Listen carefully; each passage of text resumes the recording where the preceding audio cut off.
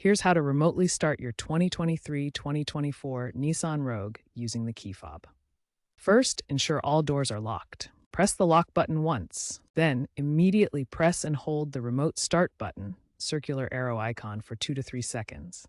The turn signals will flash twice, indicating the engine has started. The engine will run for 10 minutes and automatically shut off if you don't enter the vehicle. To stop it remotely, press the diamond-shaped button.